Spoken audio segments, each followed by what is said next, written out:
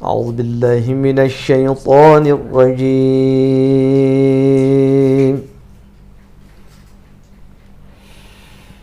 بسم الله الرحمن الرحيم.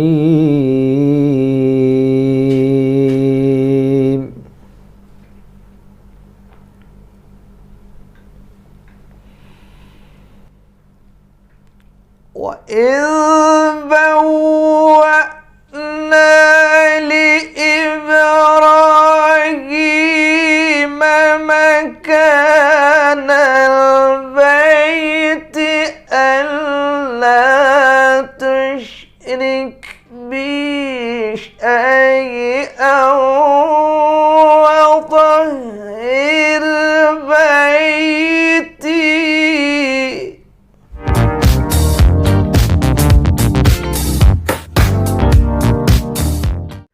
Bismillahirrahmanirrahim.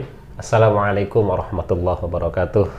Sahabat Opsi NTB yang dirahmati Allah, pada malam hari ini kita kedatangan tamu spesial yang terutama bagi saya pribadi nih, yang sudah lama, sejak kecil kayaknya kita dengar suara beliau selalu berkumandang di dekat kampung saya tempatnya, tapi tidak pernah saya lihat wajahnya. Dan alhamdulillah pada malam hari ini kita langsung bisa bersilaturahim dengan beliau yang nanti akan lebih kenalnya, untuk diperjelas bahwa beliau ini adalah qori internasional, tidak main-main, dan pasti lika-liku perjalanan tantangan akan semakin banyak pada saat beliau berpetisi terutama di bidang qori. Oleh karena itu, untuk lebih jelasnya nanti langsung beliau akan memperkenalkan diri, nama beliau, kemudian tinggal di mana, dan nanti seiring waktu kita akan mendengarkan penjelasan beliau bagaimana titik awal beliau menjadi seorang qori sehingga menjadi qori internasional. Langsung saja pemirsa Opsi NTB, kita dengarkan Ustadz. Kepada beliau persilakan. Waalaikumsalam warahmatullahi wabarakatuh. Saya jawab salam dulu ya. Assalamualaikum warahmatullahi wabarakatuh. Waalaikumsalam. Alhamdulillah, terima kasih atas kesempatan, atas undangan ke tempat ini ya. Mudah-mudahan penuh dengan rahmat Allah. Amin, amin, amin. Kemudian sebelum itu kenalan dulu, tentu Iya. kenalan dulu. Jadi nama saya Abdurrahman Musa, karena nama orang tua Musa. Kelahiran tahun 67 ya, bulan Agustus tanggal 11 di Dasan Cermen Lenting, Sakra Timur, Lombok Timur ya. Bermula dari SD ya. Jadi kami sudah mendengar banyak kaitannya tentang seni baca Al-Quran. Kenapa? Karena ada abang yang mengajarkan seni baca Al-Quran. Berarti memang sejak kecil. Sejak kecil. Ya, umur sudah Iqra sudah mendengarkan itu. Nah, abang saya sudah almarhum sekarang ya. Itu satu angkatan di atas kelas Ustadz Haji Ramli Ahmad. Tuan Guru Haji Ramli Ahmad yang juara di di Makkah waktu itu. Dari Bima. Iya. Nah, justru abang saya sangat memotivasi saya untuk jadi qari. Ya, tak pernah berangan-angan untuk jadi qari internasional, tapi yang penting bisa ngaji dan kira-kira bisa seperti beliau. Nah, motivasi awalnya. Sebab ketika saya umur kira-kira kelas 2 SD waktu itu, saya ikut ke Mataram. Tadinya SD di Lenting, tetapi karena abang saya kuliah di Mataram, ayo ikut saya ke Mataram. Akhirnya kita tinggal di sana kurang lebih 1 tahun. Ya, jadi beliau bilang, saya ingat betul, masih segar diingatan, sudah lama. Nah, kamu adik harus bisa seperti teman saya, adik kelas saya, Ustaz Ramli Ahmad dari Bima, juara di Mekah. Dia juga juara 2 waktu itu. Saya bilang ya dalam hati ya amin, mudah-mudahan kan gitu. Tetapi yang yang seru sehari-harinya Jadi pas bangun pagi harus baca surah Al-Fatihah dengan suara tinggi. Meskipun kita belum kenal lagu ya kan. Oh, yang penting suara keras. sebelum berwudu itu. Nggak, Atau pas baru artinya bangun? ya pas baru bangun itu selesai wudu, selesai sholat maksudnya. Oh, langsung Jadi berarti. ya langsung selesai sholat subuh. Jadi harus baca yang kita hafal surah Al-Fatihah. Jadi dengan suara tinggi, suara lantang. Tapi yang tidak nyaman, sehingga saya tidak betah waktu itu. Jadi kalau tidak dikencengkan suara, jadi diancam. Nah ini pakai sapu lidi nih kalau tidak mau kuat suara. Dan tiap pagi dan tiap menjelang maghrib harus baca dengan suara lantang. Tanpa lagu. Iya, dengan lagu yang ada di ingatan kita, seingat iya. kita. Meskipun kita belum tahu namanya, penting ada agolnya lah bahasa Iya, kita iya. ya. Ada nada, ada lagunya.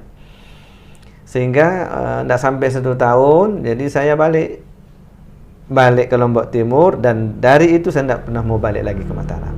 Kembali lagi pindah ke SD Negeri Lenting. Ya, kemudian seiring waktu berjalan, saya SMP juga terus belajar, diajar. Ada kakak saya di bawah abang yang di YIN itu. Jadi beliau itu namanya Muhammad Tahir ya.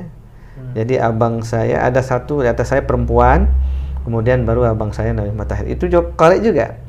Akhirnya ya ibu bilang, udah enggak apa-apa di sini, adikmu enggak usah dipaksa. Nah, kembali. Ya, jadi semenjak SMP juga saya terus belajar, dan sangat-sangat bagus. Jadi motivasi kita misalnya selesai Isya langsung dipanggil kayak seperti orang panggil peserta beneran. Oh iya. Kayak Nah, lomba abang sudah. saya. Jadi abang saya bilang kami panggil Kore Abdurrahman dengan berundi sekian, pokoknya dibuat-buat. Iya, iya, iya, iya. Supaya terbiasa maksudnya. Berarti masih kecil sekali Ustaz ya? Masih Kalau kecil, sekitar kelas Iya. 3 atau kelas 4 lah. Sudah mulai ikut. Ikut MTQ. Kemudian beliau bilang, almarhum, jadi kepala desa Montong Tangi, abang ipar saya, bilang, ya milu MTQ cekat mengasar solah suara, pokoknya di aju-maju Iya, lah iya, gitu iya. ya. Supaya kita ingin, dikipas-kipas gitu. Oh ya benar juga, saya bisa nggak gitu kan. Nah, ragu-ragu, tapi bismillah. Darat lain ceketan, mesam ceket. Oh, gitulah bahasanya. Iya, Jadi iya. beliau motivasi saya. Ini saya ikut di Montong Tangi. Kita masih berkepala desa ke Tangi, belum pecah Itu tingkat desa. desa. Oh. Dan dulu tingkat desa itu semarak, rame memang ya, enggak seperti sekarang. Itu kecamatan aja sepi, apalagi zaman corona sekarang. Jadi kita kembali kepada MTQ tingkat desa, dan saya dipanggil, dan benar saya baca sebagai peserta cilik saat itu. Tetapi Yang masih belum SMP ya. belum SMP.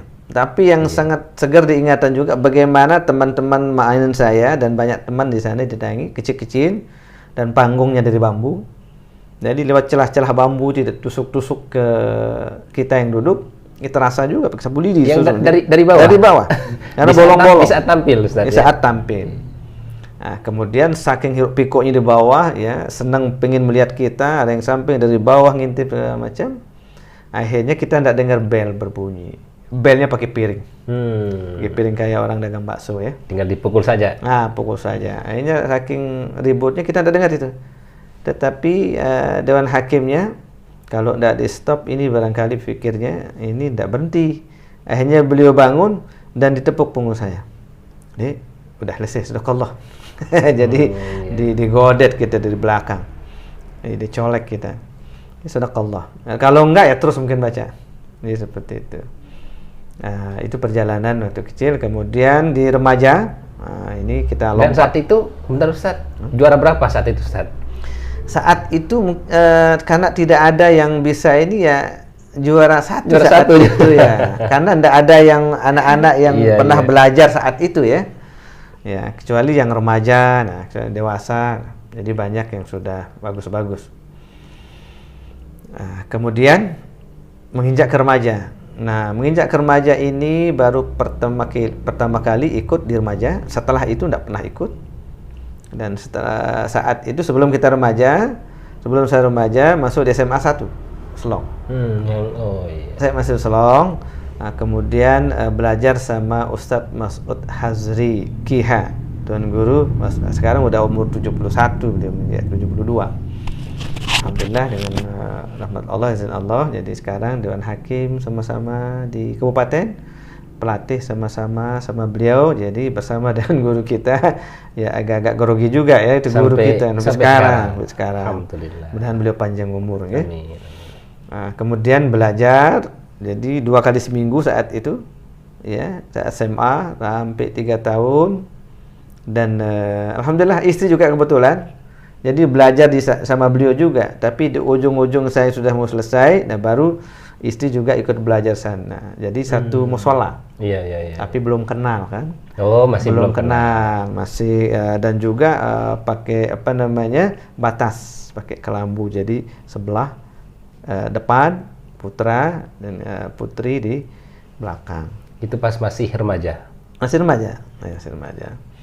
Kemudian setelah kita beranjak kuliah, baru kita disuruh ikut oleh Ustadz Mas'ud Hazri saat itu.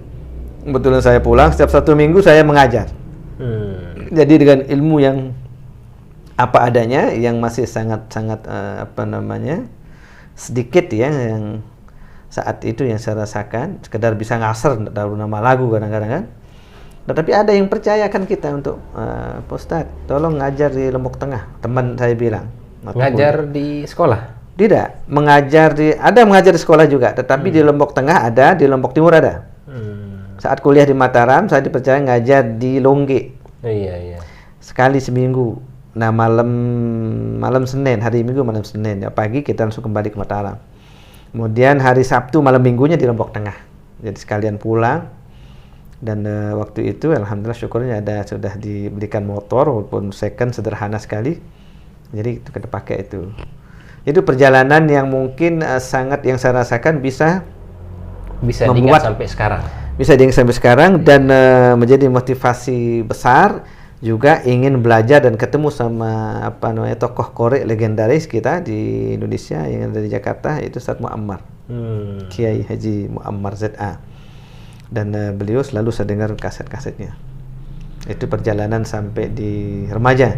Dan saat di remaja, waktu itu tuan rumahnya di pelaksanaan di kabupatennya pertama saya ikut di Sekarteje, Sukamulya. Tingkat kabupaten. Dan saya juara umum waktu itu. Kebetulan isi juga ikut waktu itu. Ya alhamdulillah belum sempat menjuarai ya.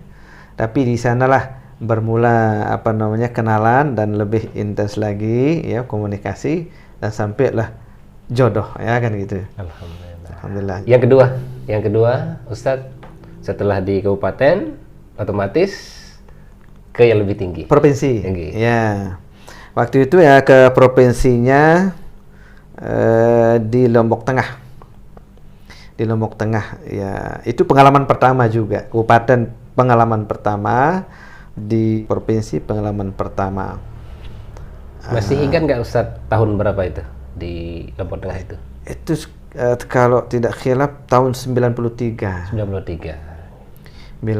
Saya masih berumur 3 tahun Ustadz. Iya. 3 tahun. 93. Kemudian jadi yang membuat saya agak grogi, ya pengaruh ke mental juga tentu. Iya. Pertama karena pengalaman pertama, yang kedua kelambunya. Jadi kita bukan geser dari ujung kanan atau dari ujung kiri, justru dibelah di tengah.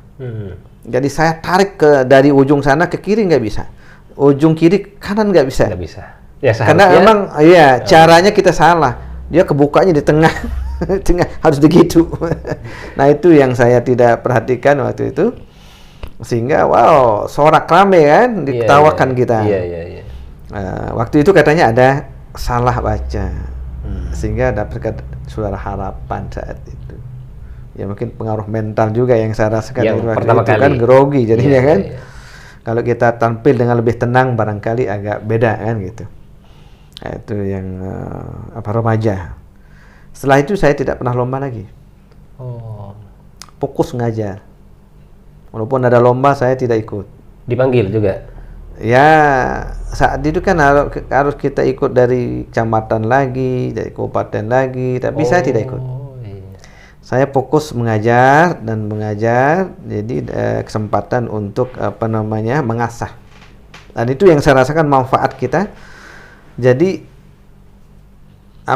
hadis Nabi itu, balighu anni walau ayat. Sampaikanlah meskipun satu ayat saja.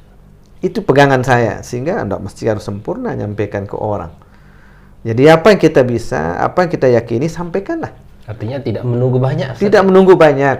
Iya. Toh juga yang kita ajar itu kan lebih sedikit ilmunya daripada kita. Kan gitu. Itu aja. Jadi membuat kita pede. Makanya meskipun dipanggil ke Lombok Tengah, bismillah. Kebetulan ada teman satu kos. Pak Ustadz, ke tempat saya di Lombok Tengah sangat perlu bimbingan pelungguh. Bismillah. Saya jalankan, berangkat. Hari Sabtu malam Minggu. Kemudian hari Minggu malam Seninnya di Longge sini. Ya, ada adik yang di Aliyah, ada yang di Mu'ahad juga ikut sama-sama. Bahkan setelah dia tahu ada seorang ustadz, beberapa ustadz sekarang sudah punya pondok, tahu tiang pulang dari Jakarta, sampai sekarang ikut juga kajian 2 kali seminggu kebetulan di pondok. Setiap malam Senin dan malam Kamis. Di perjalanannya. Jadi membuat kita lebih lebih cepat terasah itu rupanya mengulang-ulang. Ini sebenarnya ilmu juga. Kok bisa? Ya ulang-ulang. Kok bisa panjang napas? Ulangi. Jadi berlatih. Semakin sering kita mengulang. Tidak ada rumus lain selain berulang-ulang. Kayak orang naik sepeda. Jangan kapok, jatuh, angkat lagi, jalan lagi, lakukan terus berulang-ulang. Siapapun kita tanya, orang-orang profesional termasuk Haji Roma Irama di Jakarta sering bareng. Akhirnya kesempatan duduk sama-sama, Bang Haji, apa resepnya? Kok Bang Haji bisa selalu tampil prima setiap tampil dimanapun? Selalu memberikan yang terbaik. Gimana? Jadi beliau dengan bijak menjawab, ya berlatih. Kalaupun ada kekurangan, itulah manusia. Tetapi ikhtiar berlatih dulu sebelum kita konser, kan gitu. Sama juga, Khori juga sama dalam hati saya. Karena sebelum itu udah saya tanya Ustadz Muhammad, Bang, gimana kok bisa tampil selalu prima bagus? Berlatihlah, berulang-ulang. Bukan berarti udah Khori internasional tidak mengulangi, tidak. Justru harus kita lebih sering. Gitu. Semakin tinggi maka semakin sering. Gitu, seperti itulah. Nah, kemudian saya ikut di Jawa Barat. Ya jatuh bangun di provinsi. Kemudian di Jakarta saya juga ikut. Banten belum lahir waktu itu. Artinya belum jadi provinsi ya. Masih ikut Jawa Barat. Saya ikut juga ya jatuh bangun. Nah, tetapi mengasah pengalaman panggung. Ya, sambil kita lebih menggali ada namanya cabang ilmu qiraat. Nah, kalau di kaset-kaset Ustadz Muammar yang paling populer itu kita wadduha wal-laili idza saja. Nah, itu ada cabang ilmunya. Ilmu qiraat. Ada 7 imam yang populer yang kita pakai di Indonesia ini namanya Imam Asim. Riwayat Hafaz. Nah, kalau yang pakai imalah, pakai taklil yang miring-miring itu, wasyamsi wadduhaha wasyamsi wadduhaha wal qamari idza talaha, atau wadduha wal laili idza saja. Itu ada imamnya lain lagi. Bukan yang kita baca di Indonesia atau di Brunei atau di Malaysia. Ada cabang tersendiri. Nah, itu yang kita pelajari sambil terus berlatih, menggali. Ya, alhamdulillah. Itulah perjalanan kita. Berapa qiraat yang Ustaz kuasai? Yang qiraatus sab'ah itu? Yang kalau kita pelajari itu kan 7 imam itu. Qiraatus sab'ahnya kan? Ya, qiraatus sab'ahnya. Dan yang paling populer sering kita pakai itu ya Imam Nafi. Riwayat Qulun dan Warsh. Itu yang paling sering. Ya, kalau Qulun itu yang setiap mim jamak jadi siratal ladzina an'amta 'alaihimu ghairil maghdubi 'alaihimu waladdallin. Dibarisi Ustaz ya? Iya, ya ada namanya istilahnya silah. Dibuat baris mim jamak. Antum jadi antumu kalau kita lanjut baca. Berarti nanti kalau kita dengar Ustaz ya di masjid ada imam yang baca dengan seperti yang tadi, berarti tidak boleh serta-merta kita menyalahkan, salah baris. Iya. Tidak boleh Ustaz ya. Makanya jadi sepakat ulama Mesir juga, Kairo ya, sama dengan Indonesia. Jadi masyarakatkanlah ini supaya orang tidak salah kaprah. Iya, betul. Sebab terjadi juga menurut pengalaman-pengalaman orang-orang senior kita yang pernah umroh, haji. Jadi ada orang kita, orang awam, ketika dia dengar orang membaca, kalau di Maroko itu pakai warash. Misalnya wadduha wal-laili idza saja ma wadda'aka rabbuka wa ma qala wa lal akhiratu khairul laka minal ula. Nah itu dia, wah ini aliran sesat ini, ditinggalin. Nggak mau dideketin. Aliran sesat ini. Jadi supaya tidak terjadi seperti itu, dimasyarakatkan, pendengarkan. Bagus kalau kita jelaskan. Sekarang saya baca imam ini dan imam ini. Nah, mungkin untuk pengetahuan saja, biar tambah pemahaman masyarakat, sehingga nanti di sana kasihan gitu kan, kabur dari kawan-kawan yang memaki imam selain kita. Padahal boleh, dan itu mutawatir, boleh. Pakai sholat kalau pribadi.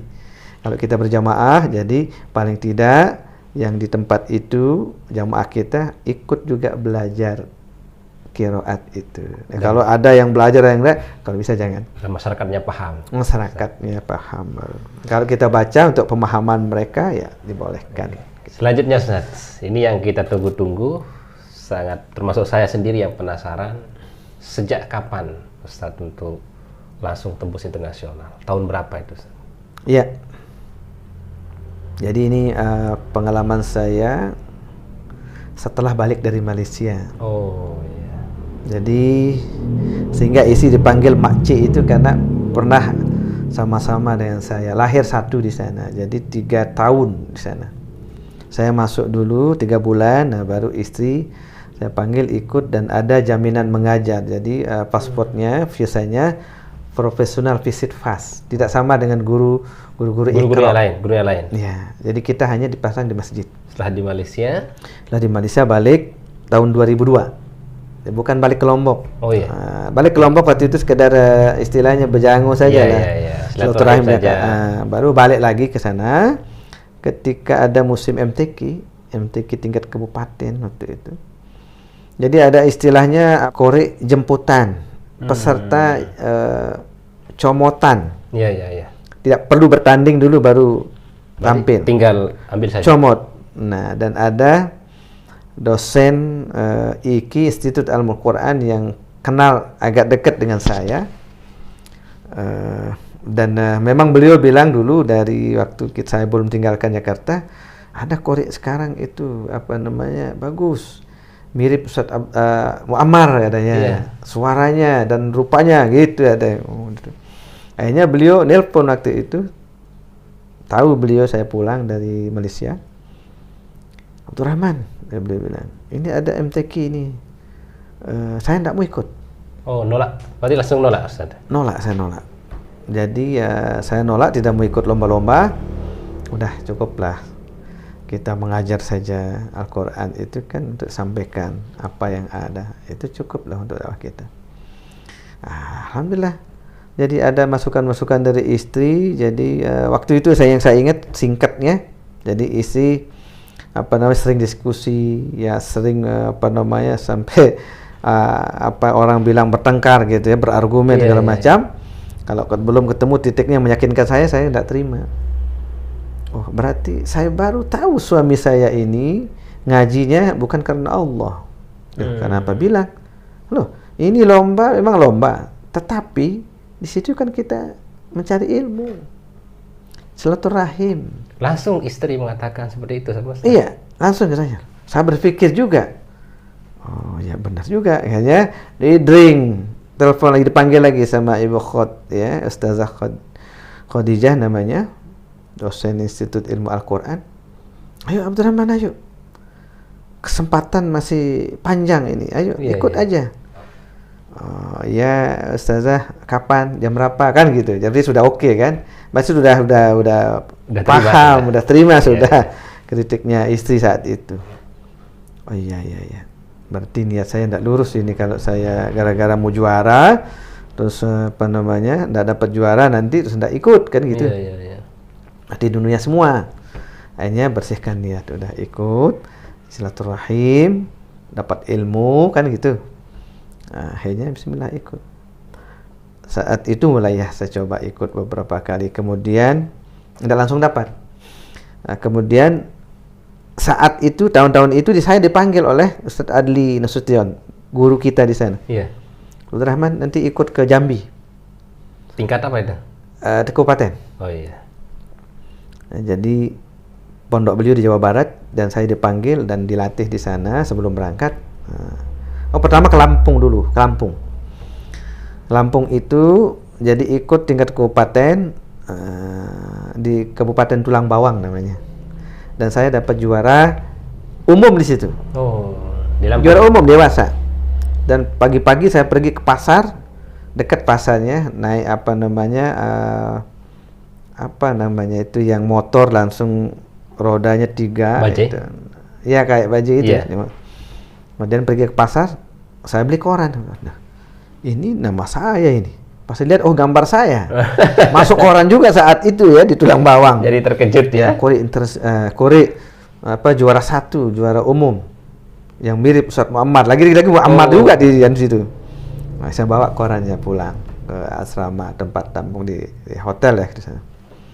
Nah, dia juara 1, kemudian ke provinsi, alhamdulillah, biiznillah juara 1 juga. Kemudian saat itu rapatlah LPTK provinsi memutuskan juara yang dari luar kita tidak boleh kirim ke nasional. Harus kita cari orang kita, orang tempatan. Itu keputusan LPTK. Ya hak dia lah itu kan. Karena dia tahu kita itu dari Jakarta, peserta luar ini. Tumben agak ketat gitu, jadi tidak boleh orang luar ikut ke nasional, dikirim oleh Lampung. Jarak 1 minggu.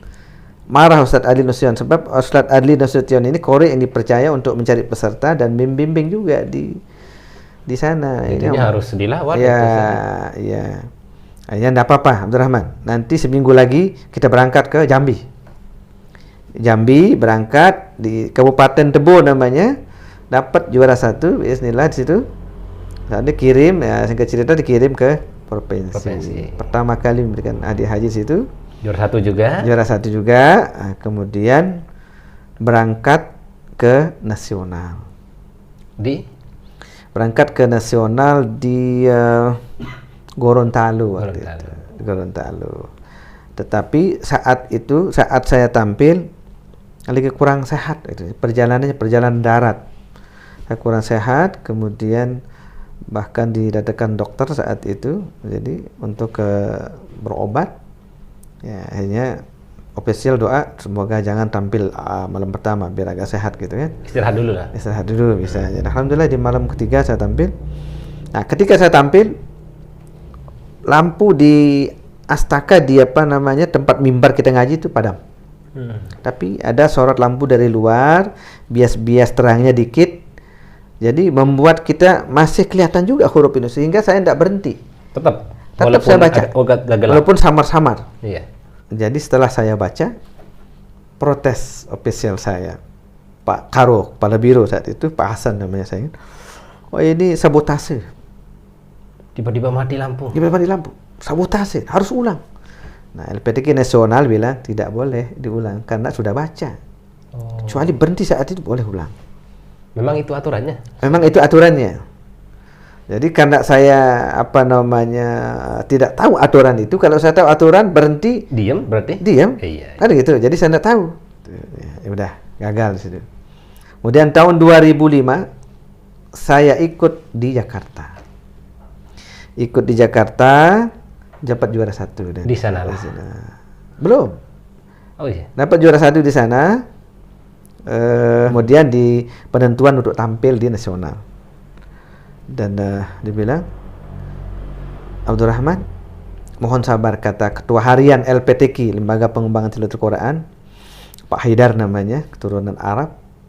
Sabar, Ketua Dewan Hakim memutuskan bukan Abdul Rahman yang ditampilkan di nasional, tapi yang juara 2. Yang juara 2 di provinsi. Ya. Oh, enggak apa-apa ayahanda, saya bilang ayahanda, dia tua beliau. Enggak apa-apa ayahanda. Artinya Ustaz terima saja ya? Terima saja. Saya kalau sudah begini, keputusan berarti itulah keputusan Allah. Kita ambil hikmahnya, ada yang terbaik nanti Allah kasih. Jadi cerita tahun depan saya pendamping saat itu ke nasional. Berarti saat itu memang udah tampil? Saya dikirim aja, tetap dikirim yang kedua, tetapi sebagai pendamping cadangan. Tetap ikut. Nah, tahun berikutnya bismillah ya, alhamdulillah dapat ikut 1. Dari situ baru dikirim ke Kendari. Ya, mulus juara 1 di situ, dan tahun yang sama dikirim ke Teheran, Iran 2006. Di Iran 2006. Iya, 2006. Alhamdulillah. Itulah puncak perjalanan. Jadi perjalanan kalau kita runut, jadi ya, dengan kesabaran itu, ya, dengan menerima dan serahkan sama Allah. Itu rahasia yang saya dapat, ilmu yang saya dapat, hikmah yang saya peroleh. Ketika kita bersabar di keputusan, meskipun manusia yang putuskan, tapi rasanya Allah. Ya, kalau orang membuat zalim, urusannya sama Allah. Ya. Yakin itu semua. Teringat Ustaz dengan patah Arab yang mengatakan, ana uridu anta turidu wallahu yaf'alu ma yurid. Iya, betul. Saya berkeinginan, engkau berkeinginan, tapi itu juga Allah yang menentukan. Benar Ustaz. Alhamdulillah. Betul. Sahabat Opsi NTB yang dirahmati Allah, itulah cerita singkat dari perjalanan dari Al-Ustaz Haji Abdurrahman Musa yang sejak kecil cinta kepada Al-Quran. Kemudian beliau belajar sampai tahun 2006 beliau langsung berangkat ke Teheran, Iran, untuk menjadi mewakili negara kita, negara Indonesia, menjadi peserta Qori internasional pada saat itu. Alhamdulillah. Dan ini menjadi motivasi bagi semua kita, anak muda dari kecil. Amin. Kita belajar Al-Quran, kita belajar qiraat supaya kita paham Al-Quran, dan insya Allah Al-Quran itu membimbing kita, Ustaz. Amin. Dari tulisan beliau, jadi kunci dari perjalanan beliau adalah kesabaran, tawakal kepada Allah Subhanahu wa Ta'ala, dan terus belajar. Terima kasih banyak Ustaz. Terima kasih. Terakhir Ustaz, saya minta sekali saja surah An-Nas saja Ustaz untuk dibacakan, karena saya sendiri benar-benar saya dengar cuma dari Masjid Lenting saja, saya dengar dari Gunung Timba, saya dengar. Tidak pernah saya dengar secara langsung. Nah, sebagai pengobat, saya sering dicerita sama bapak saya Ustaz. Oh, itu namanya Ustaz Abdurrahman, Qori internasional. Kata beliau. Dan penasaran.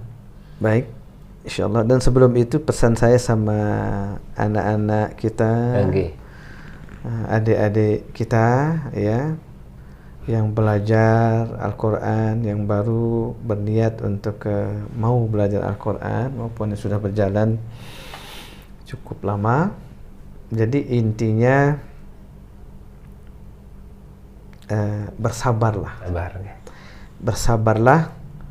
dan jangan pernah niatkan materi dunia, tetapi meskipun begitu Allah Maha tahu, Allah akan berikan imbalannya itu di dunia, dan insya Allah nanti di akhirat, lebih-lebih di akhirat. Sedikit saja, apa saja, sepatah berapa ayat, 3 ayat yang berapa, itu bisa didengar oleh sahabat Opsi NTB. Ayat apa saja ya, bebas ya, apa saja. 1, 2, 3 ayat yang penting ada. A'udzu billahi minasy syaithanir rajim.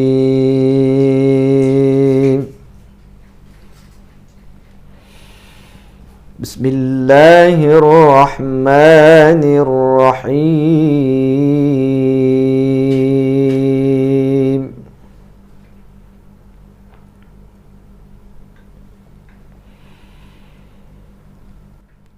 Wa in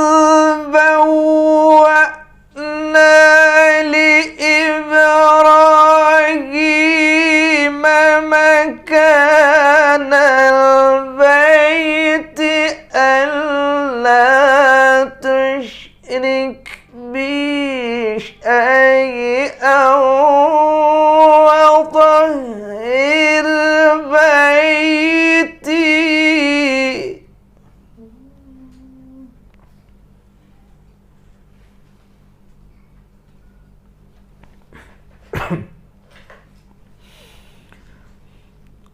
طهر بيتي للطائفين والقائمين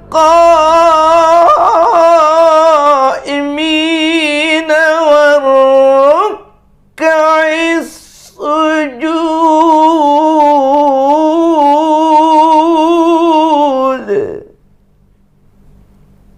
Ya, saya pikir cukup nih. Terima kasih banyak Ustaz. Alhamdulillah bisa mendengarkan.